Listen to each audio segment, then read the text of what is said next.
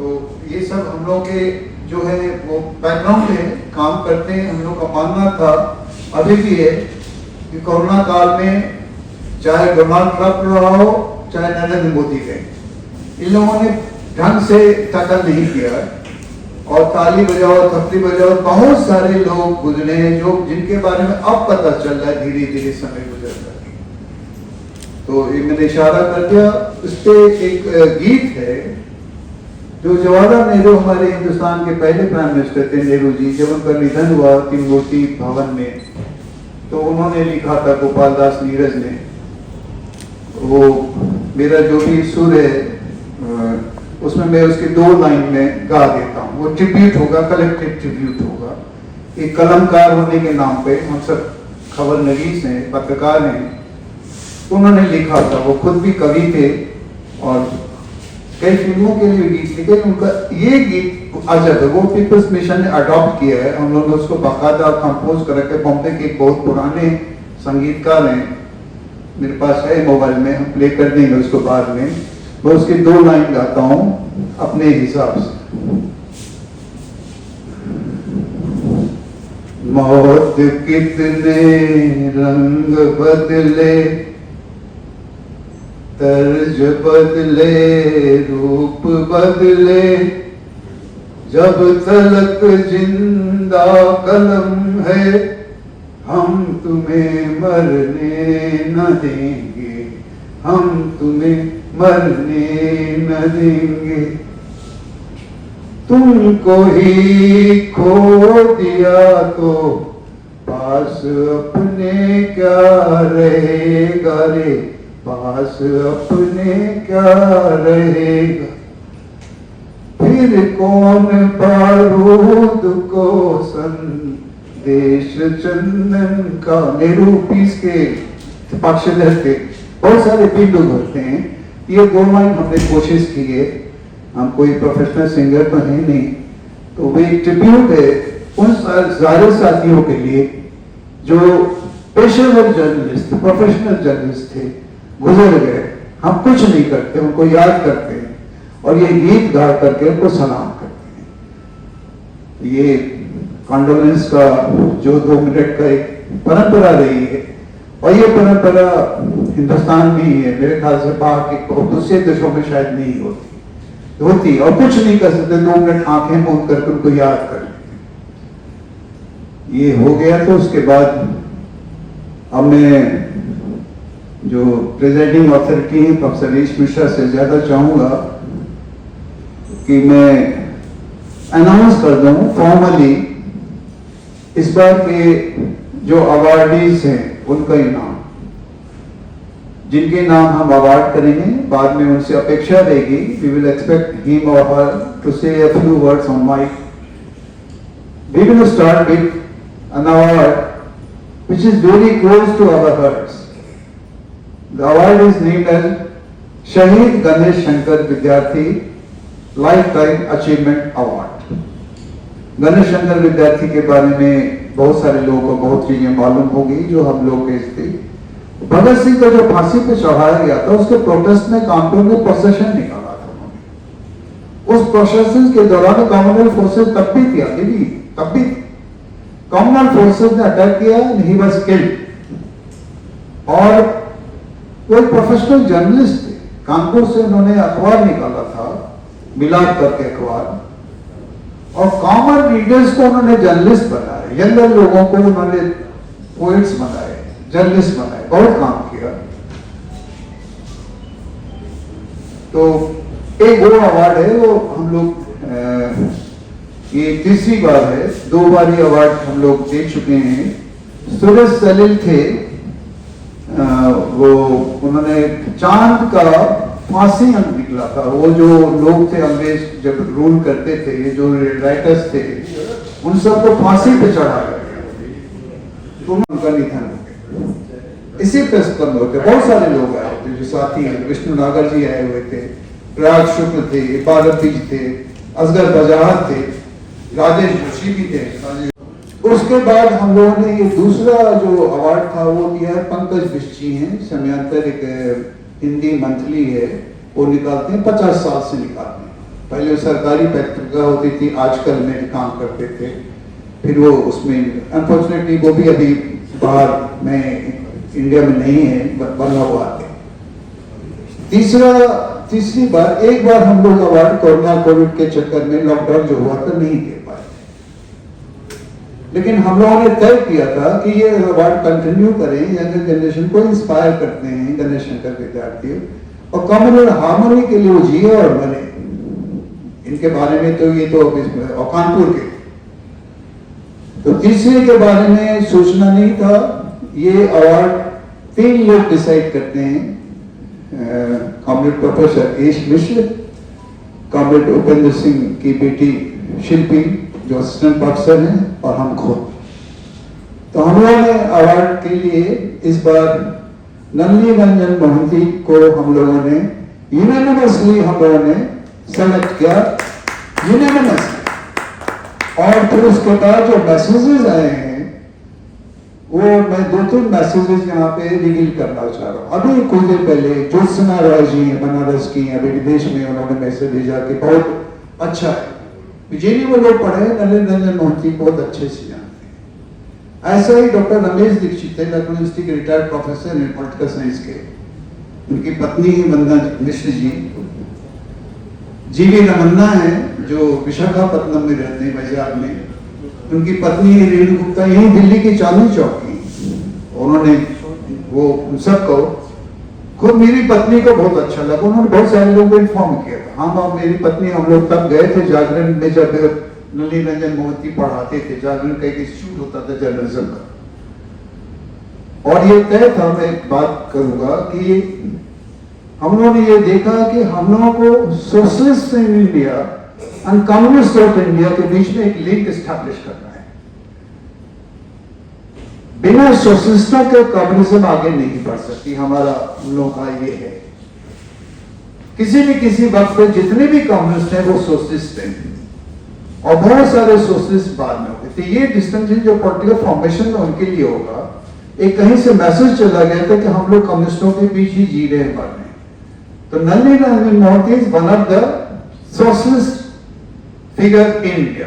I can submit it. और फिर JNU में 1982 में जेएनयू के इलेक्शन में वो प्रेसिडेंट रहे हैं जेएनयू के। तो ये चीज है। बुकलेट हम लोग निकाल रहे हैं, अनफॉर्चुनेटली अभी पब्लिश नहीं हुआ है, लेकिन बाहर में एक रजिस्टर हम लोग ने रखा है कि जितने भी अटेंडीज हैं अपने नाम, ईमेल, फोन नंबर देंगे, उनको हम लोग उनके घर वो चीज भेज देंगे। उसमें बहुत सारा डिस्क्रिप्शन है, कोई सवेलियर नहीं है, एक छोटा सा ये है नलिनी रंजन मोहंती के बारे में, सुरेश सलील के बारे में, पंकज बिस्जी के बारे में, गणेश शंकर विद्यार्थी के बारे में, और जितने अवार्डीज हैं। चौथा साल है हमने जिन जिलों को हम लोगों ने किया है कि वो जैसे गोकुला वरदराजन है, वो तमिलनाडु का एक कॉलेज का असिस्टेंट प्रोफेसर, हमने कभी देखा नहीं ना उन्होंने मैं कभी देखा, लेकिन हम लोग फोन पे बात करते हैं। तो उन्होंने गणेश शंकर विद्यार्थी का स्केच बनाया, कार्ल मार्क्स का स्केच बनाया, शिव वर्मा का स्केच बनाया, सीतारामचूरी का बेटा जो बीकू था, वो जो मर गया कोरोना में, वो भी मरा है। वो जब वो भी जर्नलिस्ट थे बीकू, हम लोगों ने बचपन में गोद में खिलाया था उसको। हाँ, उनका भी स्केच बनाया।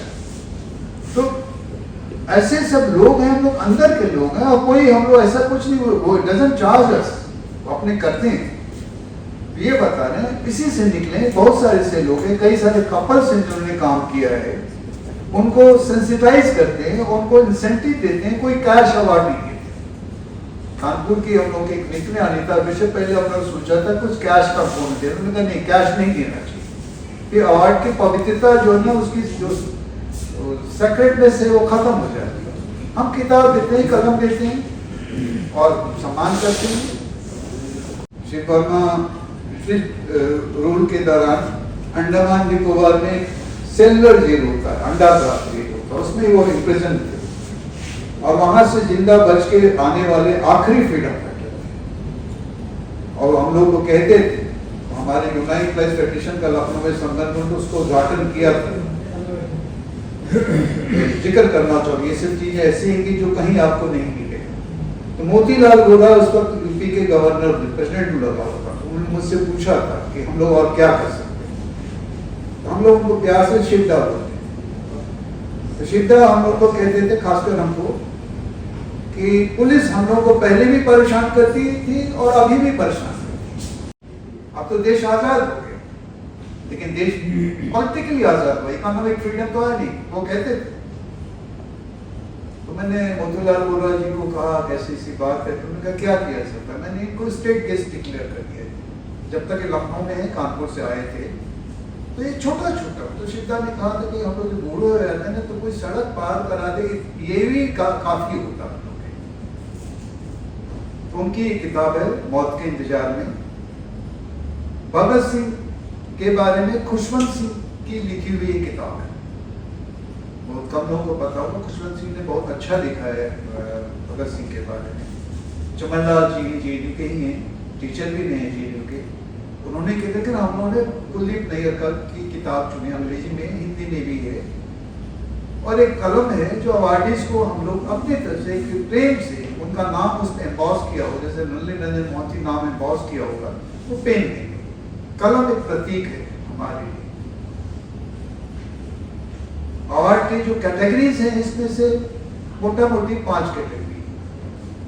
मेरी बेटी ने कहा था, मेरी बेटी अमेरिका में फिजियोथेरेपिस्ट है, हॉस्पिटल एडमिनिस्ट्रेशन आ गई है, इस अवार्ड में गर्ल्स एंड वुमेन्स के लिए एक अलग से कैटेगरी होना चाहिए। कि होता ये है कि पुरुष लोग सारे अवार्ड हथियार हैं, ये उसका को लगा, उसकी बात में था। उसका ये कहना कि हमारी मम्मी भी तो जर्नलिस्ट थी, मेरी पत्नी ने भी योगधारा से काम शुरू किया, पढ़ गए, अब मम्मी तो वहीं रह गई। तो वो एक है गर्ल्स एंड वुमेन्स के लिए। वो पहली बार मिला था कानपुर के बच्ची है, 8 साल की बच्ची है, आयसी टंडन नाम। उसने एक भरतनाट्यम बैले पेश किया था। फैज अहमद फैज का आपको याद होगा, कॉन्स्टिट्यूशन अमेंडमेंट बिल आया था, तो उसमें था हम देखेंगे, तो हम देखेंगे वो उसका बैले, अद्भुत बैले, बच्ची। उसको हमें तो भी हुआ कि वो तो 8 साल की बच्ची कैसे करेंगे। तो अनीता मिश्र जी को उनका गार्जियन बना करके वो अवार्ड उनको दिया। इस बार जो है गर्ल्स एंड वुमेन कैटेगरी में भाषा सिंह हैं, जिन्होंने शाहीन बाग पे बहुत अच्छी किताब लिखी है, राजकमल पब्लिकेशन से छपी है किताब। आपको पता होगा कि ये कोविड-19 से निपटने के चक्कर में नरेंद्र मोदी गवर्नमेंट के इशारे पे पुलिस ने उसको तहस नहस कर दिया। शाहीन बाग 5000 साल के बाद हिंदुस्तान में, हिंदुस्तान बोलता हूँ पाकिस्तान इंडिया के साथ काटने, महिलाओं ने लीडरशिप ली। मर्द लोग भी थे, लेकिन लीडरशिप महिलाओं के हाथ में, शाहीन बाग की पूरी लीडरशिप महिलाओं के हाथ में। तो शाहीन बाग को डिसमेंटल किया गया, और शाहीन बाग फिजिकली डिसमेंटल हो गया, लेकिन शाहीन बाग एक कॉन्सेप्ट के रूप में अभी भी नलिनी मोहंती बाकी सब लोगों को ध्यान देंगे। 3 लोग एक अवार्ड के लिए नोबेल पीस प्राइज मिले शाहीन बाग को, वो चलाते हैं।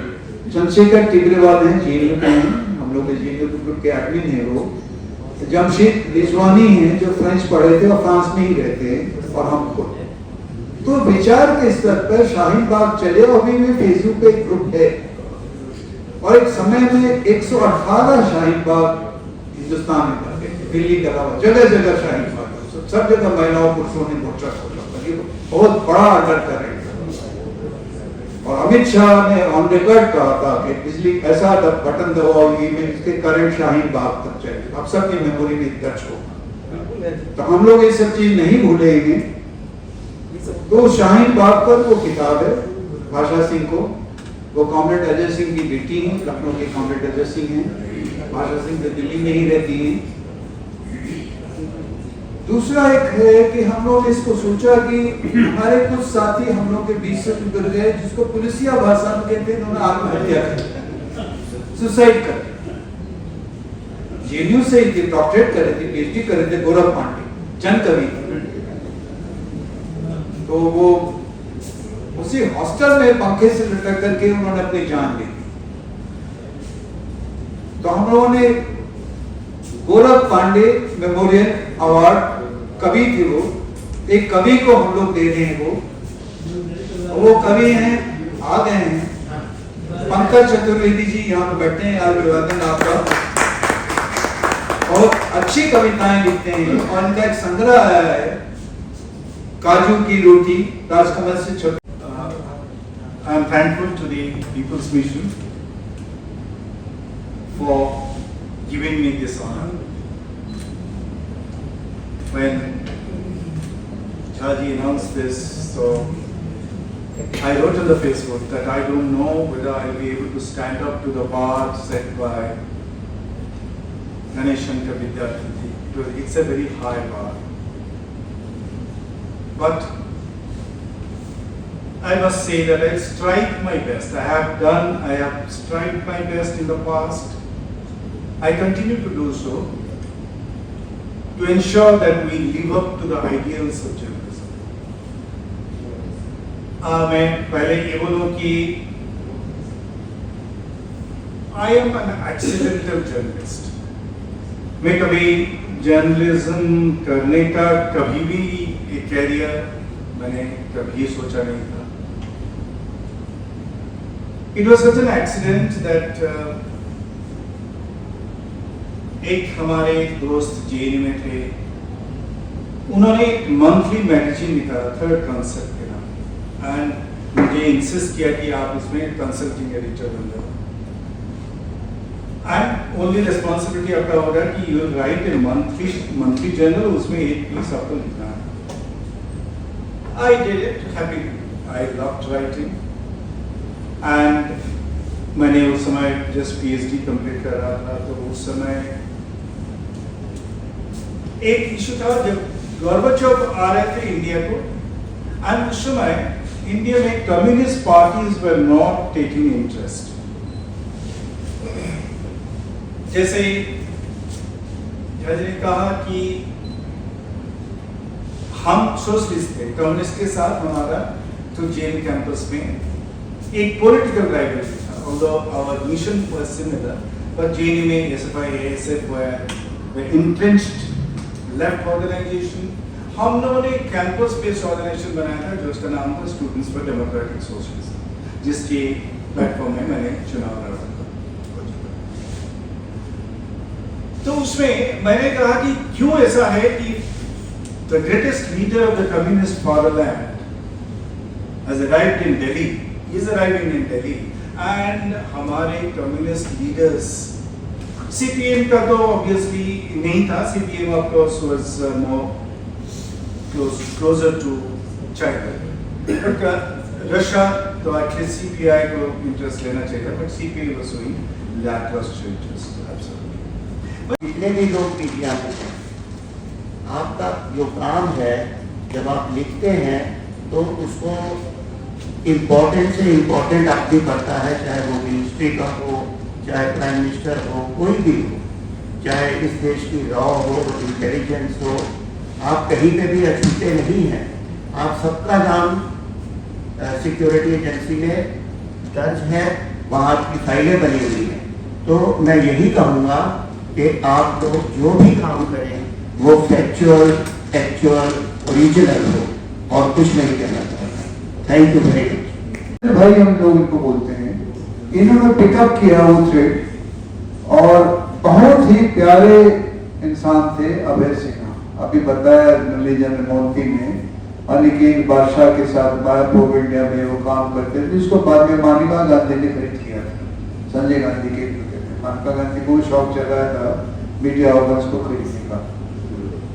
तो और वो प्राइवेट आर्मीज पे जो उनका काम है वो गजब का काम, वर्ल्ड लेवल पे उन्होंने काम किया कि प्राइवेट आर्मीज बिहार में ईस्टर्न यूपी में वो था, उन्होंने रिपोर्ट की थी।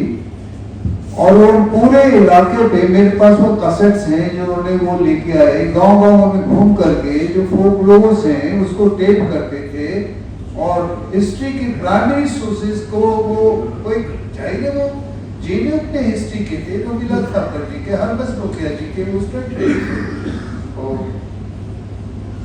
उन चीजों से लेकर के वो दिखाते तो पीजेंट्री का पूरा था। उसके लिए उन्होंने किया पुलिसिया भाषा में उनको भी कहा जाता है कि सुसाइड कर दिया। उन्होंने अपने जीवन का अंत किया। वो बहुत डिटेल कहानी है, हम इस बहुत क्लोजली जुड़े हैं, मतलब जेल में सारे लोग जानते हैं, करते ही नहीं थे।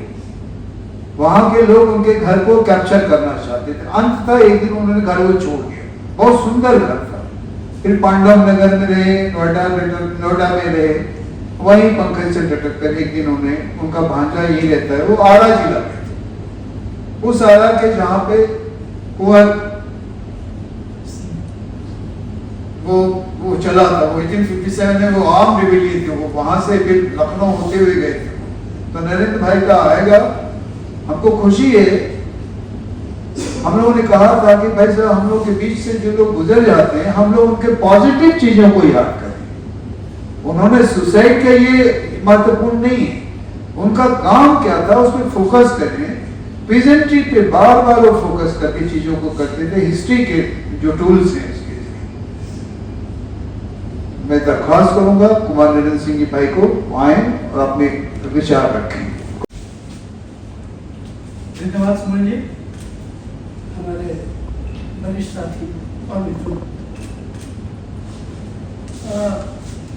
मैं कुंवर सिंह पर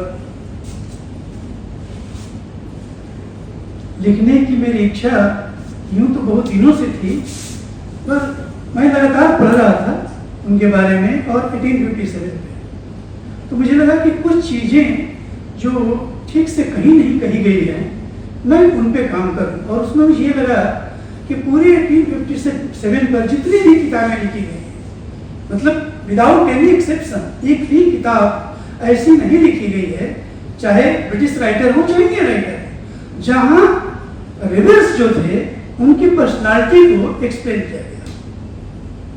तो मुझे ये लगा कि आखिर क्या उनकी कोई पर्सनालिटी ही नहीं थी। ये हर जगह बलवाई लिखा गया है, क्यों बलवाई थे, रिबल थे, तो रिबल और बलवाई तो समझ में बात आती है, तो क्या इससे अलग उनकी कोई पर्सनालिटी नहीं थी, एक बात। और दूसरी बात ये कि जो 1857 की प्रकृति है, उसका जो नेचर है, उसके बारे में लोगों के तरफ से कोई भी एक्सप्लेनेशन मुझे नहीं मिलता है कि लोगों ने इस युद्ध को कैसे देखा, इस मोमेंट को कैसे देखा, मतलब पीपल्स परसेप्शन क्या है। तो मुझे लोकगीतों में जाना पड़ा और लोकगीतों में मुझे लगा कि अरे खजाना तो यहाँ है जो यह बताता है कि पर्सनालिटी क्या थी। अब जैसे एक गीत मुझे मिला जिसमें कुंवर सिंह मुंह पे रुमाल रख के रो रहे हैं कि इस बुढ़ापे में यह युद्ध आया, लगता है अब तो हम हार ही जाएंगे, मैं कैसे मुंह दिखाऊंगा। अब ये बात तो कोई भी हिस्टोरियन नहीं लिख सकता है, ये लोगों का परसेप्शन है और ये बताता है कि जो लड़ रहा है उसके मन में संशय है, उसके मन में विश्वास और संशय दोनों एक साथ काम कर रहे हैं। तो मैंने पीपल्स परसेप्शन क्या है इसको एक्सप्लेन करने के लिए लोकगीतों का सहारा लिया है और लोकगीतों के माध्यम से 1857 को एक्सप्लेन करने की मैं कोशिश कर रहा हूँ। मित्रों, मैं बता दूं इसका एक ड्राफ्ट मैंने पेंगुइन को भेजा है जो स्वीकार हो चुका है। अभी फाइनल उन्होंने कहा कि हम लोग पैसे की बात में करेंगे, आप मुझे सेकंड चैप्टर लीजिए। तो मैं सेकंड चैप्टर लिख रहा हूँ, 7-8 दिन में मैं लिख लूंगा, उसे मैं दूंगा। एक दूसरी किताब में मैं लिख रहा हूँ, वो घाघ पर है। घाघ पर आज तक एक भी ऐसी किताब नहीं लिखी गई है जिसमें उसके जीवन के बारे में किसी भी घटना का जिक्र हो, सिर्फ उनकी कहावतें मिलती है। It took me 9 years to get 10 stories of Ghagh. मुझे 9 साल लगे उनके बारे में 10-11 कहानियां जुटाने में, उनकी जिंदगी से। और कहानियां मैंने एक बार फेसबुक पर लिखा, उस पर 500 लोगों ने कमेंट लिखा। पुरुषोत्तम अग्रवाल ने लिखा कि बंधु ये अद्भुत किताब कब तुम खत्म कर रहे हो। हमने कहा कि अभी तो मैं थोड़ा रिसर्च ही कर रहा हूँ, मैं लिख दूंगा इसको। ये 2 किताबें मेरी अभी सामने हैं। वैसे तो एक बहुत बड़े लोक गायक, लोक राइटर, लोक गीतों के लेखक बिहार में रहे हैं, महेंद्र बिसिक। यूं तो उन पर किताबें लिखी गई हैं, पर मैं संतुष्ट नहीं हूं उन किताबों से। बहुत ही सतही किताबें लिखी गई हैं। और जब मैं महेंद्र मिश्र को पढ़ने लगा, एक लगभग 20 पेज का मैंने आर्टिकल उन पर लिखा है, जो फेसबुक पर डाला था और लोगों ने बहुत पसंद किया उसको। लोगों ने कहा इस पर किताब लिखी है। अरविंद मोहन ने कहा कि महाराज आप क्या कर रहे हैं, आप इस पर किताब लिख दीजिए। तो मैं वो कोशिश कर रहा हूँ, लेकिन सबसे मेरी नज़र में अभी कुंवर सिंह और 1857 का चरित्र है। मैं ये नहीं उसे बताने जा रहा हूँ कि वह राष्ट्रीय आंदोलन था कि रिबेलियन था सिर्फ या क्या था, इससे कोई मतलब नहीं। लोगों ने इसको कैसे देखा, उसमें जो दूसरा पॉइंट मैंने डील करने की कोशिश की है, उसके बारे में तो कहीं कोई जिक्र नहीं है। मैंने सोचा कि आखिर क्या बात है कि भोजपुर उस अंग्रेजों के विरुद्ध में इस युद्ध को 2 साल से भी ज्यादा खींच लिया अकेला, एक छोटी सी जगह जगदीशपुर। जब पूरा देश गुलाम था, तो माफ करेंगे मैं कहने के लिए मुझे कि जगदीशपुर आजाद था। अकेला पूरे आंदोलन के दौरान कुंवर सिंह था जो 1000 किलोमीटर दौड़ दौड़ के अंग्रेजों से लड़ा, पछाड़ पछाड़ कर भागते हुए। और दुनिया के रिट्रीट जो मिलिट्री रिट्रीट है उसमें नेपोलियन कहीं नहीं ठहरता कुंवर सिंह के बारे में, without losing even one soldier they retreated to Jagdishpur और कैप्चर जगदीशपुर। उस दिन जब जगदीशपुर में उनका कब्जा होता है, पूरा देश गुलाम था और जगदीशपुर आजाद था। तो उसके बारे में क्यों नहीं लिखा गया इन सब चीजों को लेकर? तब मुझे लगा, मैंने पढ़ा एक किताब, उससे मुझे इसका आइडिया मिला। वो डॉक्टर डर्क एच वुल्फ एक राइटर है, he is a professor in Cambridge University. Previously he was a professor of physics, switch to her to history. और उन्होंने किताब लिखी है नौकर, सिपाही एंड राजपूत। उसमें भोजपुर की हिस्ट्री है, जी हिस्ट्री ऑफ भोजपुरी सोल्जर। और तब मुझे लगा कि it is really the present soldier society even today. 2 ही चीजों की इज्जत है भोजपुर में, या तो किसानी करते हैं और नहीं तो आप नौकरी करते हैं। नौकरी का मतलब वहां सिर्फ मिलिट्री में नौकरी करना होता है, सिपाही में नौकरी करना होता है, और कोई नौकरी नहीं मानी जाती है। वही ये प्रेजेंट सोल्जर क्लास जो था, प्रेजेंट सोल्जर सोसाइटी, ये पूरा ये started from 14th century. 14th century से अंग्रेजों के समय तक भोजपुर और उत्तर प्रदेश के भोजपुरी रीजन, सबसे ज्यादा सिपाही ब्रिटिश आर्मी में वहीं के थे। यही कारण है कि अवध और भोजपुर इस वार को सस्टेन कर सका। इसके बारे में अभी आगे मेरा रिसर्च चल रहा है। तो ये मेरी बात है। और जहाँ तक पत्रकारिता की बात है, तो मेरे इस जी बैठे हुए हैं, मेरे क्लासमेट हैं और मेरे मित्र हैं। वो हम लोग मजाक में करते हैं, जघन्य मित्र हैं। बात की मैंने कहा कि मैं नहीं लिख पाऊंगा। बोले कि तुम जो बोल रहे हो ना उसी को लिख दो। तो मैंने एक नवभारत टाइम्स में पत्र लिखा लंबा। उस समय मंडल आंदोलन चल रहा था और वो छप गया और काफी बड़ा सा पत्र, एक लेख की शक्ल में वो पत्र छपा। तो मैं बड़ा खुश हुआ, कह रही तो छप गया। तो फिर मुझे याद है, मैंने लिखा था जब यूगोस्लाविया का विघटन हुआ था, तो इंटरनेशनल रिलेशन मेरा प्रिय सब्जेक्ट रहा है, उस पर मैंने एक लेख लिखा, सर्वघाती प्राथमिक अस्मिताएं। ये टूटने का कारण यही था कि जो प्राइमोर्डियल लॉयल्टीज हैं वे